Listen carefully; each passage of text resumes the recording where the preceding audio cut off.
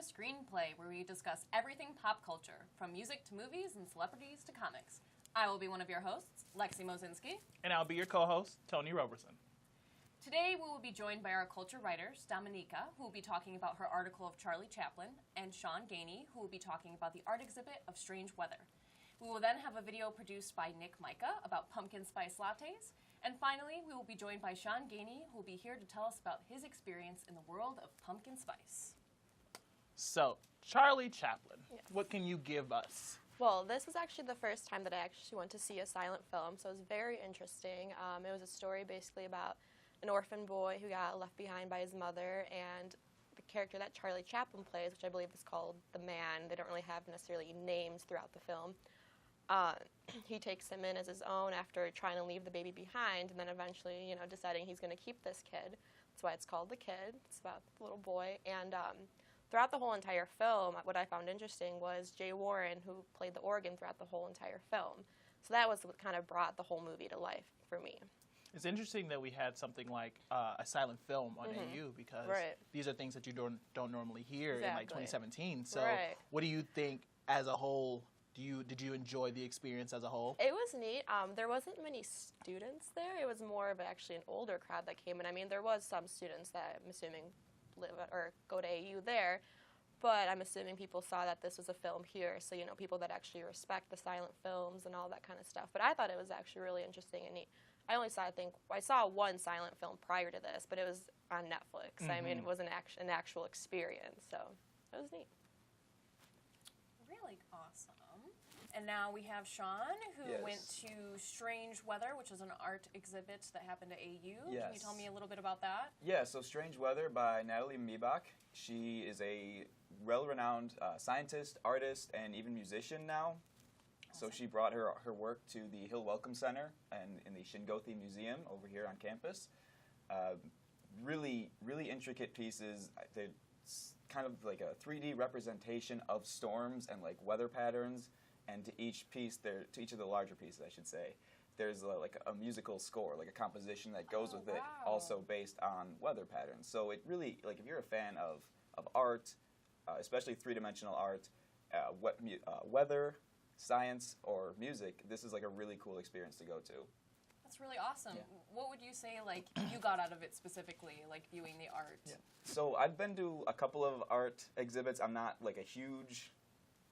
I'm not really that big into art, but I still enjoy them. I still respect the artistry. But for me, it was just really cool to see how it's very up on the times. Like it mentions how global warming and climate change is still is prevalent. So it has a bit of a political side to it, but it also it's educational more than anything, because you can go and you can look at a piece there, and you can take it for what it's worth and just see all the colors and different patterns and different materials that went into it, or you could watch her TED Talk, where she goes into it and explains where everything comes from and how the music intertwines with it. So it was really just, it was almost breathtaking. One of the exhibits was, it occupied 3 walls. It was this huge piece, and it was covering the Gulf of Maine and the weather they've had there in the past 10 years, at least 10 years to the point from when she made it.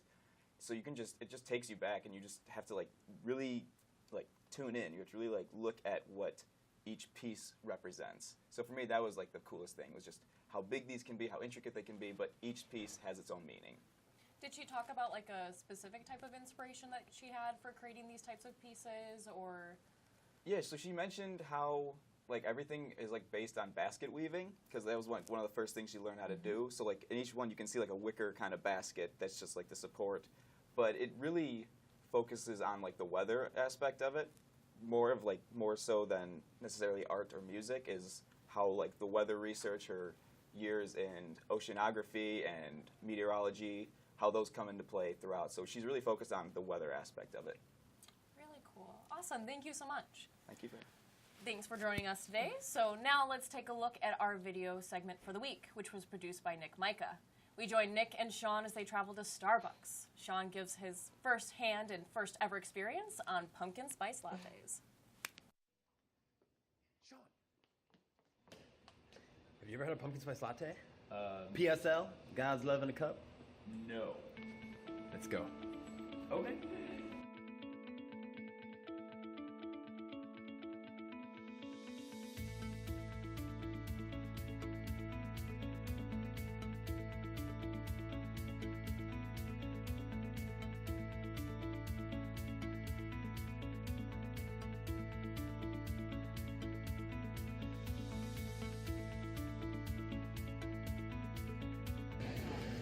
So what do you know about pumpkin spice lattes? I know nothing about them. I know they're made from pumpkin, but it's also coffee.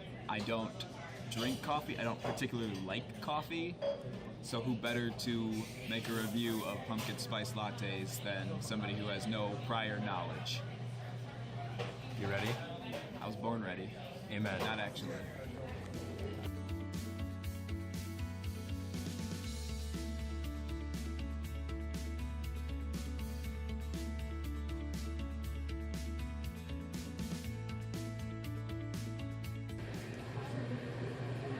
So, got to give the full review. So, pumpkin spice latte, a staple of American culture. It smells more like cinnamon. I'm guessing this whipped cream on top is roughly the color of my beard, so that's something I have in common with this product. It's also white, so that's two things. So here we go. It's hot though, so that's something we don't have in common.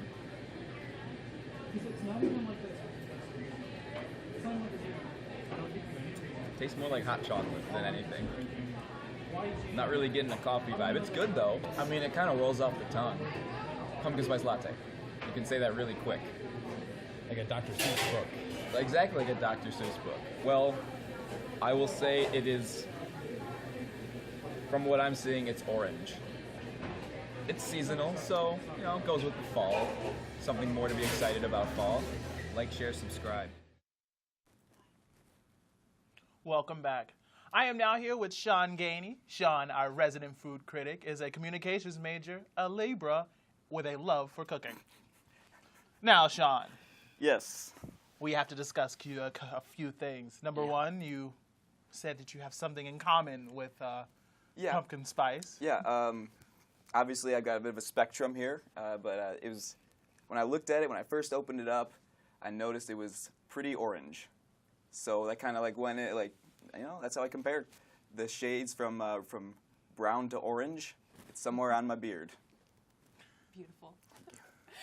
Would you say that you have like a specific intricate flavor or feel that you got from the PSL? So it was obviously very sweet, but I know that's not too in depth, but like I didn't taste much of a coffee flavor to it, and like I said, I don't know anything about coffee, so that doesn't mean much from me. But I definitely tasted like just the sweetness was so like overpowering over anything else. Would you recommend it to anyone?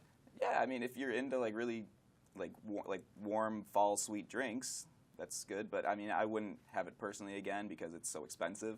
You can say that again. The price kind of took me back for like a cup this big. So, I mean, it was tasty. If someone else is buying, I would be down. But if you got the money, go for it. So we make sure that we get Sean Gainey, someone to buy him another pumpkin spice latte. Now it's time to move on to Screen Time, our regular segment on ScreenPlay. In this segment, pop culture topics will be chosen from our pool of submissions. We'll have a short amount of time to talk about them, 60 seconds to be exact. When the time is up, our topics get thrown out, and we move on to our next chosen submission. Let's do it. Alrighty, so we're all going to be kind of talking about All everything right. together. So I'm going to pick this one. Let's see what we got. What has been your favorite Halloween costume so far? Oh my goodness. Well, for me specifically, because I'm a huge nerd and love video games, I dressed up as a splicer from BioShock. So basically like all 1950s and ragged and filled with like blood and masquerade masks and like just cuts all over me everywhere, and it was super fun and cool. I actually went to a convention with this costume too, so I've worn it a couple years because it's one of my favorites. So I'd say that's definitely for me. It was about 3 or 4 years ago. I went to C2E2 in Chicago, and me too. I went as a zombie advocate. I had a shirt. I have a shirt that says "Zombie Were People Too," and I had like a little poster, and it was like Jesus died for our sins too. Why can't we get right? Like it was the greatest thing ever. So it was one of those things that I would definitely do again. But that was probably the greatest costume I've ever created or went anywhere with was my zombie advocate. Awesome. I mean, the one that comes to mind as being very memorable is when I was in preschool. I was Batman, and I had like the muscle suit and everything. So I felt like such a superhero because I felt so like big and strong, and I wasn't. But you know, it was preschool though, so like it was like really cool because you'd go and they would do like the little like parade thing where you'd go around like the neighborhood. It was always fun. Out to protect Gotham. Oh yes. Awesome. Well, do we have room for another one? I think so. I think so. Let's go for it. You want to pick, actually? Let's do it. All right. We have, what is your favorite Halloween candy and why? My favorite Halloween candy would be anything sweet or sour. Anything You can sweet. win me over instantly with a sweet or sour candy like Sour Patch Kids, So Starburst. everything. Pretty much. Everything. Except not chocolate. I'm not a big fan of chocolate. You don't not like a big fan of chocolate? chocolate. Do you like candy corn? Ew, wow. No, heavens. Well, good Candy thing we corn's got that great. clarified. Oh, God. Like, candy corn can, like, go to the bottom of the sea and just, like, never be there ever again. But I love brownies, though, but that's irrelevant.